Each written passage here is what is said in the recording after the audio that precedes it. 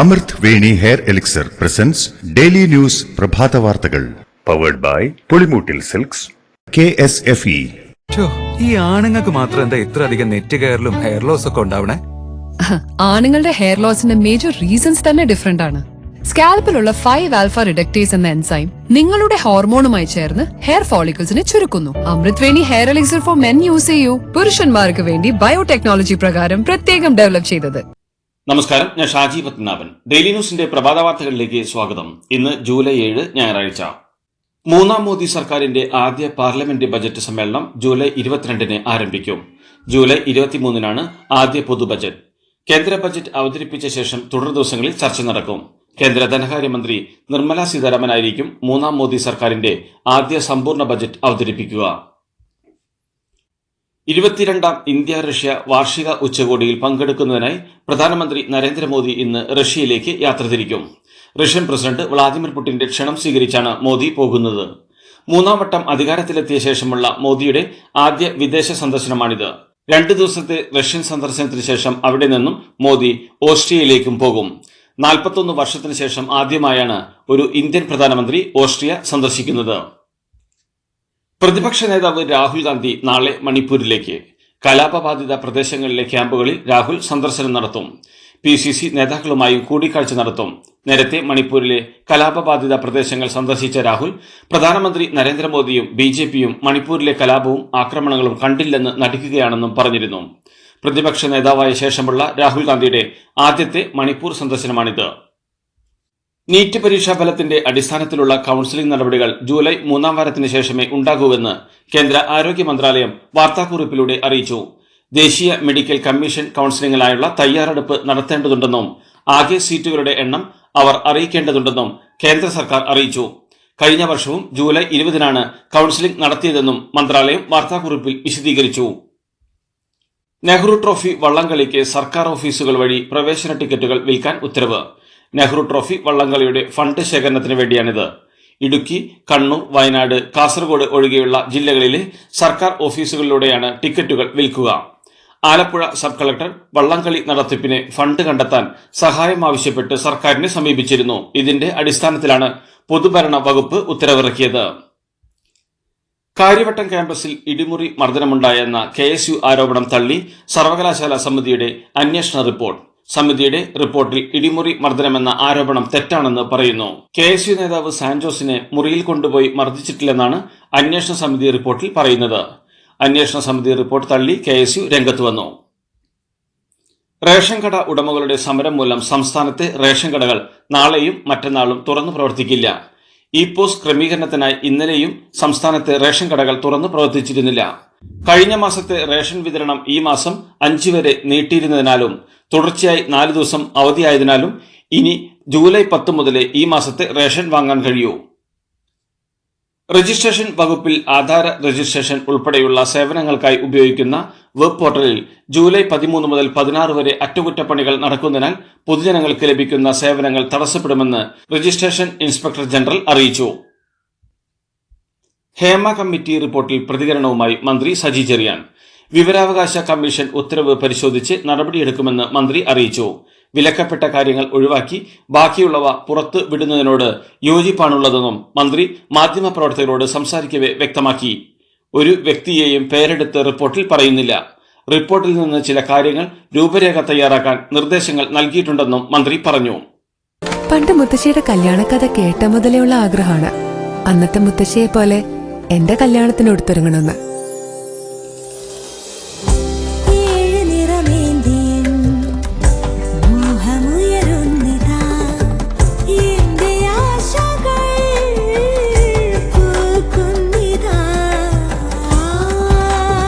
ചില ബന്ധങ്ങൾ തുടർന്നുകൊണ്ടേയിരിക്കും. Celebrating 100 years of Pulimoottil silks. സംസ്ഥാന വിദ്യാഭ്യാസ വകുപ്പിനെ പുകഴ്ത്തി മന്ത്രി സജി ചെറിയാൻ. 2016 മുതൽ പിണറായി സർക്കാർ പൊതുവിദ്യാഭ്യാസത്തിന് വലിയ പ്രാധാന്യമാണ് നൽകിയതെന്നും 8 വർഷമായി പൊതുവിദ്യാഭ്യാസ രംഗത്ത് വലിയ മാറ്റമാണ് ഉണ്ടായതെന്നും അദ്ദേഹം പറഞ്ഞു. മത്സ്യഫെഡ് വിദ്യാഭ്യാസ അവാർഡ് മികവ് 2024 സംസ്ഥാനതല ഉദ്ഘാടനം അമ്പലപ്പുഴയിൽ നിർവഹിക്കുകയായിരുന്നു മന്ത്രി. 10ാം ക്ലാസ് പാസ്സായവർക്ക് എഴുത്തും വായനയും അറിയില്ലെന്ന സജി ചെറിയാന്റെ പരാമർശം വലിയ വിവാദമായിരുന്നു. തിരുവമ്പാടി KSEB സെക്ഷൻ ഓഫീസ് ആക്രമിച്ചവരുടെ വൈദ്യുതി കണക്ഷൻ വിച്ഛേദിക്കാൻ KSEB ചെയർമാൻ ബിജു പ്രഭാകർ ഉത്തരവിട്ടു. യൂത്ത് കോൺഗ്രസ് നേതാവ് അജ്മൽ, സഹോദരൻ ഷഹദാദ് എന്നിവരുടെ വീട്ടിലെ വൈദ്യുതി വിച്ഛേദിക്കാനാണ് നിർദ്ദേശം. ആക്രമണത്തിൽ KSEBക്ക് ഉണ്ടായ നഷ്ടം നികത്തിയാൽ വൈദ്യുതി ബന്ധം പുനഃസ്ഥാപിക്കുന്ന കാര്യം ആലോചിക്കാമെന്ന് KSEB ചെയർമാൻ വ്യക്തമാക്കി. ഓഫീസിനുള്ളിൽ 3 ലക്ഷം രൂപയുടെ നഷ്ടം ഉണ്ടായിട്ടുണ്ടെന്നും അദ്ദേഹം വ്യക്തമാക്കി. തിരുവമ്പാടി KSEB ഓഫീസ് ആക്രമിച്ചവരുടെ വീട്ടിലെ വൈദ്യുതി വിച്ഛേദിച്ചതിനെതിരെ പ്രതിഷേധം. ഓഫീസ് ആക്രമിച്ചവരുടെ മാതാപിതാക്കളായ തിരുവമ്പാടി ഉള്ളാട്ടിൽ റസാഖും ഭാര്യയും തിരുവമ്പാടി KSEB ഓഫീസിൽ മെഴുകുതിരി കത്തിച്ച് പ്രതിഷേധിച്ചു. KSEB പക തീർക്കുകയാണെന്ന് റസാഖും ഭാര്യയും പറഞ്ഞു. മകൻ ചെയ്ത തെറ്റിന് തന്റെ പേരിലുള്ള വീട്ടിലെ വൈദ്യുതി വിച്ഛേദിച്ചത് എന്തിനെന്നും ഇവർ ചോദിക്കുന്നു. അതേസമയം പ്രതിഷേധത്തിനിടെ റസാഖ് കുഴഞ്ഞു വീണതോടെ ഇദ്ദേഹത്തെ ആശുപത്രിയിലേക്ക് മാറ്റുകയും പ്രതിഷേധം താൽക്കാലികമായി അവസാനിപ്പിക്കുകയും ചെയ്തു. സംസ്ഥാനത്ത് 3 പേർ കൂടി പനി ബാധിച്ച് മരിച്ചു. 24 മണിക്കൂറിനിടെ 159 പേർക്കാണ് കേരളത്തിൽ ഡെങ്കിപ്പനി സ്ഥിരീകരിച്ചത്. 42 പേർക്ക് H1N1 സ്ഥിരീകരിച്ചു. 11,050 പേരാണ് പനി ബാധിച്ച് ആശുപത്രിയിലെത്തിയത്. കണക്ക് പുറത്തുവിടാത്തതിൽ ഔദ്യോഗിക വിശദീകരണമൊന്നും സർക്കാർ നൽകിയിരുന്നില്ല. പാർലമെന്റ് തെരഞ്ഞെടുപ്പിൽ സ്പെഷ്യൽ ഡ്യൂട്ടി ചെയ്ത വിദ്യാർത്ഥികൾക്ക് പ്രതിഫല തുക സംസ്ഥാന സർക്കാർ സ്വന്തം നിലയിൽ നൽകി. 6.5 കോടി രൂപയാണ് സംസ്ഥാന സർക്കാർ അനുവദിച്ചത്. മുൻ SPC കേഡറ്റുകൾക്കും NCCയിലും NSSലും പ്രവർത്തിച്ച വിഭാഗങ്ങൾക്കുമാണ് പണം അനുവദിച്ചത്. CATUവും SFIയും സംസ്ഥാനത്ത് ഭീകരത അഴിച്ചുവിടുകയാണെന്ന് KPCC president K Sudhakaran MP.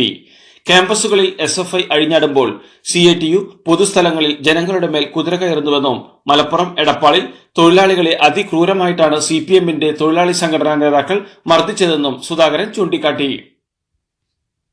Valiyamala Indian institute of space science and ടെക്നോളജിയിൽ നിന്നും ബിരുദവും ബിരുദാനന്തര ബിരുദവും നേടിയവർക്കുള്ള സർട്ടിഫിക്കറ്റുകൾ ഉപരാഷ്ട്രപതി ജഗ്ദീപ് ധൻകർ വിതരണം ചെയ്തു. ഉന്നത വിജയം കൈവരിച്ചവർക്കുള്ള പ്രത്യേക ഉപഹാരവും ഉപരാഷ്ട്രപതി വിതരണം ചെയ്തു. ISRO ചെയർമാൻ S സോമനാഥ് ഉൾപ്പെടെയുള്ളവർ ചടങ്ങിൽ പങ്കെടുത്തു. മംഗലാപുരത്തേക്കുള്ള യാത്രയ്ക്കിടെ പ്രതിപക്ഷ നേതാവ് VD സതീശൻ സഞ്ചരിച്ച കാർ അപകടത്തിൽപ്പെട്ടു. കാസർഗോഡ് പള്ളിക്കരയിൽ വെച്ച് എസ്കോട്ട് വാഹനത്തിൽ ഇടിച്ചാണ് അപകടം. അപകടത്തിൽ ആർക്കും പരിക്കേറ്റിട്ടില്ല. കുവൈറ്റിലെ തൊഴിലാളികളുടെ താമസ കേന്ദ്രത്തിലുണ്ടായ തീപിടുത്തത്തിൽ മരിച്ച പത്തനംതിട്ട, കോട്ടയം, മലപ്പുറം, കണ്ണൂർ, കാസർഗോഡ് സ്വദേശികളായ 16 പേരുടെ കുടുംബങ്ങൾക്കുള്ള ധനസഹായം മന്ത്രിമാർ വീടുകളിലെത്തി കുടുംബാംഗങ്ങൾക്ക് കൈമാറി. മുഖ്യമന്ത്രിയുടെ ദുരിതാശ്വാസ നിധിയിൽ നിന്നുള്ള 5 ലക്ഷം രൂപയും പ്രമുഖ വ്യവസായിയും നോർക്ക റൂട്ട്സ് വൈസ് ചെയർമാനുമായ MA യൂസഫ് അലിയുടെ 5 ലക്ഷം രൂപയും പ്രമുഖ വ്യവസായിയും നോർക്ക ഡയറക്ടറുമായ ഡോക്ടർ രവി പിള്ള, ലോക കേരള സഭാംഗവും ഫൊക്കാന പ്രസിഡന്റുമായ ബാബു സ്റ്റീഫൻ എന്നിവരുടെ 2 ലക്ഷം രൂപ വീതം ഉൾപ്പെടെ ആകെ 14 ലക്ഷം രൂപയാണ് നോർക്ക മുഖേന ഓരോ കുടുംബത്തിനും ധനസഹായമായി നൽകിയത്. ബാക്കിയുള്ളവർക്ക് വരും ദിവസങ്ങളിൽ ധനസഹായം കൈമാറും. എന്താ വണ്ടി അവിടെ പാർക്ക് ചെയ്യാത്ത? ബെൻസ് വരും. അതെ, മെഗാ സമ്മാനം പുതിയ ബെൻസ് കാറാണ്. 2ാം സമ്മാനം ഇന്നോവ ക്രിസ്റ്റ, അതും 17 എണ്ണം. പിന്നെ ആദ്യ സീരീസിൽ 170 പേർക്ക് ഐഫോണും. ഇത്തവണ സമ്മാനങ്ങളുടെ നക്ഷത്ര തിളക്കവുമായി KSFE ഗാലക്സി ചിട്ടികൾ. പ്രധാനമന്ത്രി നരേന്ദ്രമോദി നിയുക്ത ബ്രിട്ടീഷ് പ്രധാനമന്ത്രി കിയർ സ്റ്റാമറുമായി ഫോണിൽ സംസാരിച്ചു. പൊതു തെരഞ്ഞെടുപ്പിൽ ബ്രിട്ടനിലെ ലേബർ പാർട്ടി നേടിയ തിളക്കമാർന്ന വിജയത്തിൽ മോദി അഭിനന്ദനങ്ങൾ അറിയിച്ചു. കിയർ സ്റ്റാമറെ മോദി ഇന്ത്യയിലേക്ക് ക്ഷണിച്ചെന്നും പ്രധാനമന്ത്രിയുടെ ഓഫീസ് അറിയിച്ചു.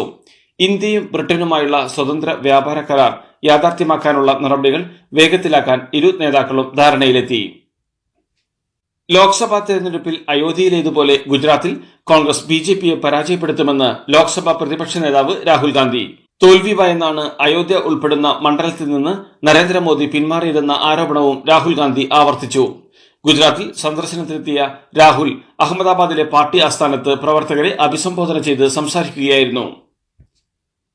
ഹത്രസ് ദുരന്തവുമായി ബന്ധപ്പെട്ട് 121 പേർ മരിച്ച സംഭവത്തിൽ പിടിയിലായ മുഖ്യപ്രതിയുടെ രാഷ്ട്രീയ ബന്ധങ്ങൾ അന്വേഷിച്ചു വരികയാണെന്ന് പോലീസ്. മുഖ്യപ്രതി ദേവപ്രകാശ് മധുക്കർ അടുത്തിടെയായി നിരവധി രാഷ്ട്രീയ പാർട്ടികളുമായി ബന്ധപ്പെട്ടിരുന്നുവെന്ന് ഹത്രസ് SP നിപുൺ അഗർവാൾ പറഞ്ഞു. ഇക്കാരണത്താൽ സംഭവത്തിലെ രാഷ്ട്രീയ ഗൂഢാലോചനയും അന്വേഷിക്കേണ്ടതുണ്ടെന്ന് അദ്ദേഹം വ്യക്തമാക്കി. അന്തരിച്ച നടൻ വിജയകാന്തിനെ AI സാങ്കേതിക വിദ്യയുടെ സഹായത്തോടെ വീണ്ടും സ്ക്രീനിലെത്തിക്കുന്നതിന് കുടുംബത്തിന്റെ അനുമതി വാങ്ങണമെന്ന് ഭാര്യ പ്രേമലത. വിജയകാന്തിനെ സ്ക്രീനിൽ എത്തിക്കുന്നതിന് ഒരു സിനിമാക്കാരും ഇതുവരെ കൃത്യമായ അനുമതി വാങ്ങിയിട്ടില്ലെന്ന് പ്രേമലത പറഞ്ഞു. നടൻ സിനിമയിലുണ്ടാകുമെന്ന് പ്രഖ്യാപിക്കുന്നതിനും അനുമതി വേണമെന്ന് അവർ ചൂണ്ടിക്കാട്ടി. ഗുജറാത്തിൽ 6 നില കെട്ടിടം തകർന്നു വീണു. 2 പേർ മരിച്ചു. ടെക്സ്റ്റൈൽ തൊഴിലാളികൾ കുടുംബവുമായി താമസിക്കുന്ന കെട്ടിടമാണ് തകർന്നത്. അവശിഷ്ടങ്ങൾക്കിടയിൽ കുടുങ്ങിയ ഒരു സ്ത്രീയെ രക്ഷാപ്രവർത്തകർ പുറത്തെടുത്തു. ബാക്കിയുള്ളവർക്കായി തിരച്ചിൽ തുടരുകയാണ്. പാലിഗ്രാമിലെ DN നഗർ സൊസൈറ്റിയിലെ കെട്ടിടമാണ് തകർന്നത്. ജമ്മുകാശ്മീരിൽ കുൽഗാം ജില്ലയിലെ മോഡർഗാം ഗ്രാമത്തിലും ഫ്രിസൽ മേഖലയിലും ഭീകരരുമായുണ്ടായ ഏറ്റുമുട്ടലിൽ 2 സൈനികർക്ക് വീരമൃത്യു. 4 ഭീകരരെ വധിക്കുകയും ചെയ്തു. ദൈവം നേരിട്ട് വന്ന് പറഞ്ഞാലേ പ്രസിഡന്റ് തെരഞ്ഞെടുപ്പിൽ മത്സരിക്കുന്നതിൽ നിന്ന് താൻ പിന്മാറൂ എന്ന് US പ്രസിഡന്റ് ജോ ബൈഡൻ. ട്രംപുമായുള്ള സംവാദത്തിലെ മോശം പ്രകടനത്തിന് പിന്നാലെയാണ് പ്രസിഡന്റ് സ്ഥാനാർത്ഥിയാകുന്നതിൽ നിന്ന് ബൈഡൻ പിന്മാറണമെന്ന ആവശ്യവുമായി ഡെമോക്രാറ്റിക് പാർട്ടി നേതാക്കളിൽ പലരും രംഗത്ത് വന്നത്. ലോകത്തെ നയിക്കുന്നത് താനാണെന്നും പ്രസിഡന്റാകാൻ തന്നേക്കാൾ യോഗ്യൻ മറ്റാരുമില്ലെന്നും അവകാശപ്പെട്ട ബൈഡൻ മറ്റ് ആരോഗ്യ പ്രശ്നങ്ങളൊന്നും തന്നെ അലട്ടുന്നില്ലെന്നും വ്യക്തമാക്കി. 2020 ലോകകപ്പ് വിജയികളായതിനു പിന്നാലെ നടന്ന സിംബാബ്വേയുമായുള്ള 2020 പരമ്പരയിലെ ആദ്യ മത്സരത്തിൽ ഇന്ത്യക്ക് ഞെട്ടിക്കുന്ന തോൽവി. ടോസ് നഷ്ടപ്പെട്ട് ആദ്യം ബാറ്റിംഗിനിറങ്ങിയ സിംബാബ്വെ നിശ്ചിത 20 ഓവറിൽ 9 വിക്കറ്റ് നഷ്ടത്തിൽ 115 റൺസ് എടുത്തു. മറുപടി ബാറ്റിംഗിനിറങ്ങിയ ഇന്ത്യ 19.5 ഓവറിൽ 102 റൺസിന് പുറത്തായി. 13 റൺസിനാണ് സിംബാബ്വേയുടെ വിജയം. യൂറോ കപ്പ് ഫുട്ബോളിലെ ഇന്നലെ നടന്ന ആദ്യ ക്വാർട്ടർ ഫൈനലിൽ സ്വിറ്റ്സർലാൻഡിനെ പെനാൽറ്റി ഷൂട്ടൌട്ടിൽ പരാജയപ്പെടുത്തി ഇംഗ്ലണ്ട് യൂറോ കപ്പിന്റെ സെമിയിലെത്തി. ഷൂട്ടൌട്ടിൽ 5-3 ഇംഗ്ലണ്ടിന്റെ ജയം. നേരത്തെ മുഴുവൻ സമയവും അധിക സമയവും അവസാനിച്ചപ്പോൾ ടീമുകൾ ഓരോ ഗോൾ വീതം നേടി സമനില പാലിച്ചതോടെയാണ് മത്സരം ഷൂട്ടൌട്ടിലേക്ക് നീങ്ങിയത്. 75-ാം മിനിറ്റിൽ സ്വിറ്റ്സർലാൻഡ് മുന്നിലെത്തിയിരുന്നെങ്കിലും 80-ാം മിനിറ്റിൽ തിരിച്ചടിച്ചാണ് ഇംഗ്ലീഷ് പട സമനില പിടിച്ചത്. യൂറോ കപ്പ് ഫുട്ബോളിലെ ഇന്നലെ നടന്ന 2ാമത്തെ ക്വാർട്ടർ ഫൈനലിൽ പൊരുതി കളിച്ച തുർക്കിയെ 2-1 തോൽപ്പിച്ച് Netherlands euro cup football semi ഫൈനലിൽ പ്രവേശിച്ചു. ആദ്യ പകുതിയിൽ 1 ഗോളിന് പിന്നിൽ നിന്ന ശേഷം 2ാം പകുതിയിൽ തിരിച്ചടിച്ചാണ് നെതർലൻഡ്സ് സെമി ഫൈനലിലേക്ക് മുന്നേറിയത്. സെമി ഫൈനലിൽ ഇംഗ്ലണ്ടാണ് നെതർലൻഡ്സിന്റെ എതിരാളികൾ. ഇതോടുകൂടി ഡെയിലി ന്യൂസിന്റെ ഇന്നത്തെ പ്രഭാത വാർത്തകൾ സമാപിക്കുന്നു. ഡെയിലി ന്യൂസിന് വേണ്ടി വാർത്തകൾ വായിച്ചത് ഷാജി പത്മനാഭൻ.